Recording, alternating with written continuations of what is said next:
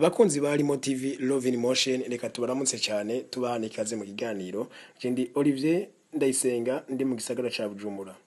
Uyu munsi tugiye kubaganirira ivyakahise ku Burundi, tuvuge ku rupfu rwa Maconco, n'inkuru yari yaramenyekanye cyane mu nanga yamwitiriwe, ariko iyo tugiye kubabwira hano iratandukanye cyane n'iyo nanga. Twifashishije abakurambere, twifashisha n'abahinga mu vyakahise, abahistoriye, ari byo tugiye kubabwira hano. Maconco yari inde? Maconco yari muntu ki? Maconco yaba ku musozi Busimba uhanamiye hejuru y'uruzi mu Barazi, ruri mu ntara ya Muramvya, hakaba hatari kure cyane y'ikirimba c'umwami Mwezi Gisabo. Maconco nyene yari umutware, araheza ashima umuhimbare w'umwami. Mwumvise mvuze umuhimbare w'umwami, mwumve ko mvuze umukobwa w'umwami Mwezi Gisabo.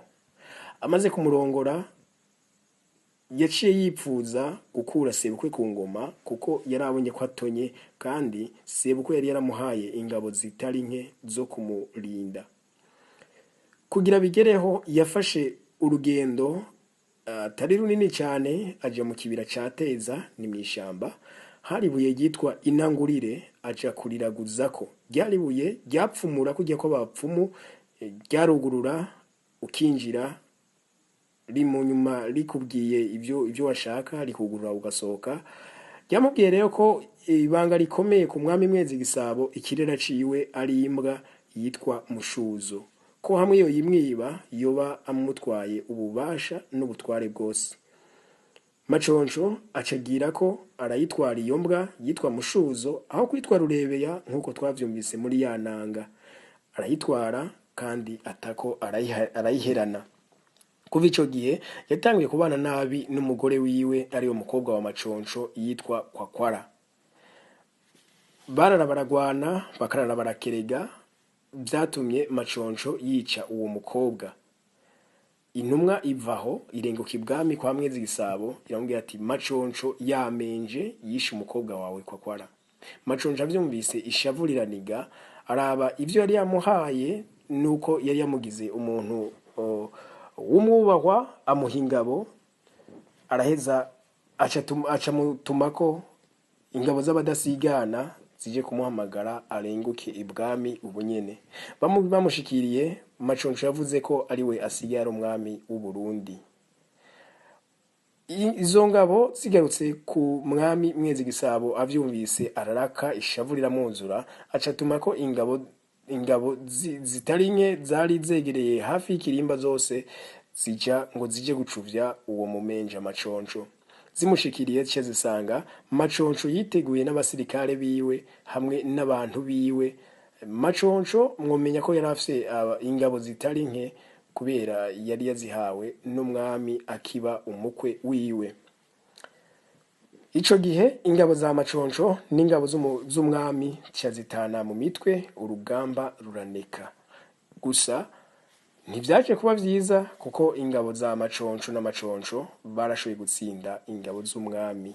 Ico gihe inkuru icikwira igihugu cose ivuga ko Maconco yagararije umwami. Mwezi Gisabo aca koranya ingabo nyinshi, azituma ko ziri mu gihugu mu mihingo itandukanye, ngo zize guhangana na Maconco. Gusa muri ico gihe mu mihingo itari mike y'u Burundi, abaganwa b'abatare bariko baragwana n'abaganwa b'abezi. Muri ico gihe kandi nyene tubabwira ko abazungu bari baje gutera ubwami bw'u Burundi, canke gutera umwami Mwezi Gisabo ngo agondozwe yemere bamukolonize. Maconco yumvise ko ingabo z'igihugu cose zije kumutera ngo zimucuvye, Maconco aca yifashisha Kirima kugira ngo bagwanirize hamwe umwami Mwezi Gisabo. Nabo ubwabo ari babiri, Maconco na Kirima, baca bifashisha Abadagi, baca baja hamwe ngo bagwanye umwami Mwezi Gisabo. Mwezi Gisabo yaciye abona ko ivyiwe birangiye, aratumutwe, arabura uko abigenza, acava imuramvya ahungira mu ntara y'Ubututsi. Muri kino gihe ikaba ari intara ya Bururi. Aho hari mu 1899. ico gihe igihugu c'u Burundi caciye kigira abami batatu, ni Maconco, Mwezi Gisabo na Kirima. Inyuma yaho mu 1903 umwami Mwezi Gisabo yaramanitse amaboko yemera ko aneshejwe. Inyuma yaho kandi umuzungu Digidigi yitwa Von Bering, gusa abarundi bari baramutazira akazina Digidigi kubera ko yari afise ipikipiki yagenda iratitima ngo dididididi, baca bamwita Digidigi. Ico gihe rero umuzungu Von Bering ariwe Digidigi yaciye aronka ikete rivuye mu gihugu c'Ubudagi rivuga ko mu Burundi hatezwa gutwarwa n'umwami umwe gusa. Ico gihe Kirima avyumvise carahunga igihugu c'u Burundi, Maconco nawe akomeza kumumugararije yanka gusaba imbabazi umwami Mwezi Gisabo. Umuzungu Digidigi yaciye asubiza umwami Mwezi Gisabo ku ngoma, Maconco nawe arafatwa atabwa mw'ibohero. Gusa Maconco nkuko yamye ari umunyamanyanga kuva kera, ibohero naryo yararitorotse aca ahungira Imbo, ariho twokwita i Bujumbura huno musi. Haheze igihe kitari gito Maconco yatubiranye n'umuzungu Digidigi ngaha mu gisagara ca Bujumbura muri ville ahitwa kuri Cathedrale Regina Mundi. Uyu munsi hasanzwe hari urusengero kwa Katolika ariyo isanzwe ari diocese ya Bujumbura.